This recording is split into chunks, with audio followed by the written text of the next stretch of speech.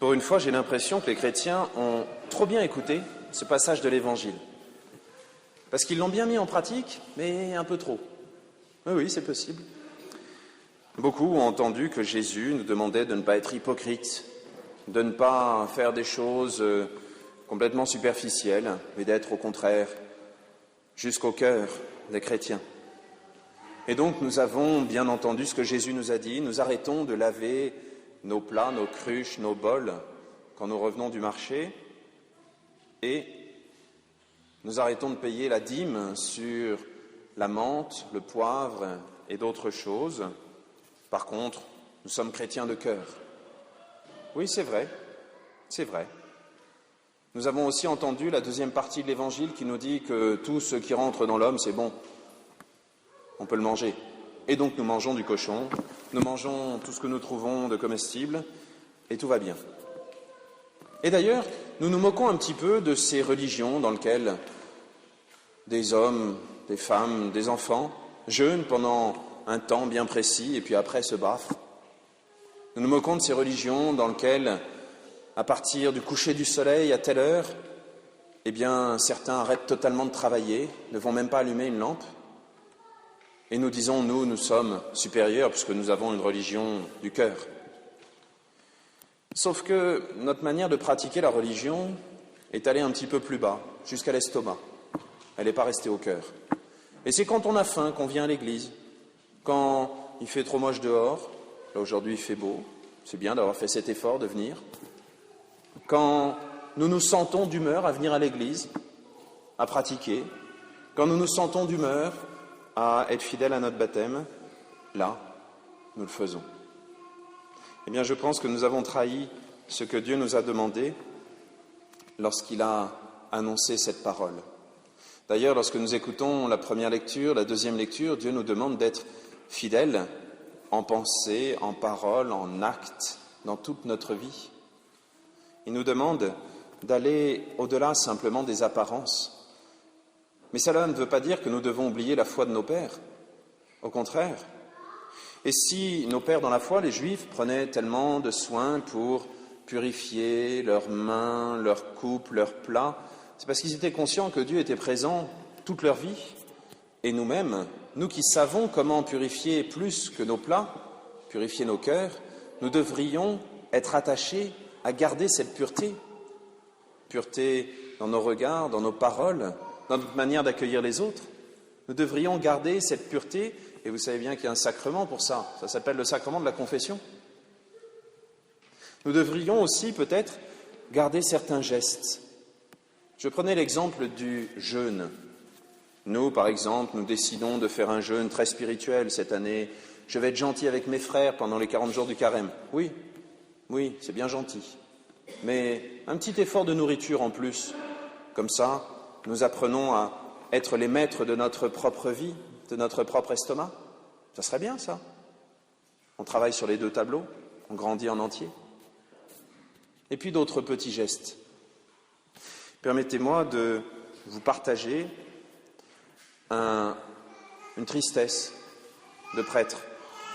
Lorsque, comme dans cette église, il y a plusieurs autels et que je célèbre en voyant ce qui se passe dans l'assemblée, j'ai une certaine tristesse au moment de la consécration, au moment, vous savez, où le prêtre impose les mains, lorsque je vois que tout le monde reste debout comme un seul homme, fier comme Artaban, comme s'il ne se passait rien.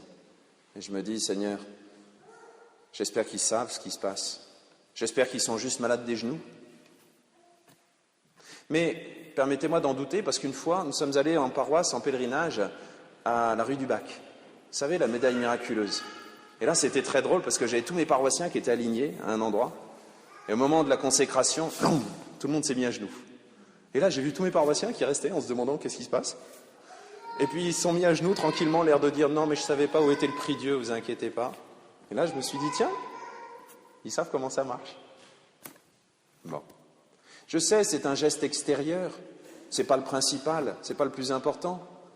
Mais, vous savez, pour un enfant, voir son papa qui se met à genoux à côté et qui, pendant ces quelques instants, reste là, complètement tourné vers le bon Dieu, ça vaut des heures et des heures de catéchisme. Et puis, nous-mêmes, ça nous aide à nous tourner vers le bon Dieu. Je sais, ça manque de prie-Dieu dans nos églises, mais on va en remettre, vous inquiétez pas. Aujourd'hui, je vous demande ça parce que le pape nous a expliqué que la Troisième Guerre mondiale était déjà commencée. Je sais, elle est différente des autres guerres mondiales dont nous avons entendu parler, que peut-être certains ont connues, mais cette guerre est bien présente.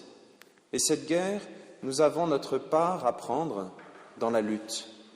C'est peut-être pas une lutte armée tout de suite, c'est peut-être pas un témoignage tout de suite, on va peut-être pas être crucifié maintenant, quoique, mais nous avons notre part. En suivant ce que dit le psaume, l'abîme appelant l'abîme à la voix de tes cataractes. Je ne sais pas si vous êtes déjà allé auprès d'une chute d'eau. C'est très impressionnant une chute d'eau. Et vous avez cette descente. Mais ce n'est pas une force qui vient pousser l'eau vers le bas. C'est une force qui est là en bas en permanence et qui attire. Mais ce qui fait qu'il y a une chute, c'est qu'il y a un moment où il y a un trou. Nous-mêmes, comme chrétiens, nous avons toujours cette attirance vers le bas. Vous savez, le matin, quand le réveil sonne, et qu'on a cette attirance jusqu'au fond de notre oreiller pour rester, surtout quand c'est le dimanche matin et qu'il faut aller à la messe.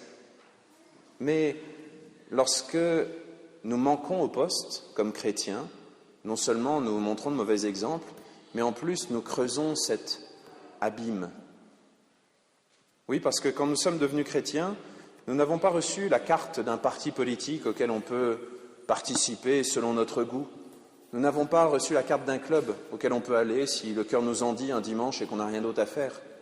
Nous avons épousé Dieu le jour de notre baptême. Et la plupart d'entre nous, une fois devenus grands, nous avons pris à notre compte cet engagement le jour de la profession de foi, le jour de la confirmation. Et vous le savez bien, lorsque quelqu'un est absent, même la loi française le dit, lorsque quelqu'un est absent alors qu'il a pris l'engagement du mariage, ça s'appelle un abandon de domicile, et même la loi française, si permissive, en fait une faute.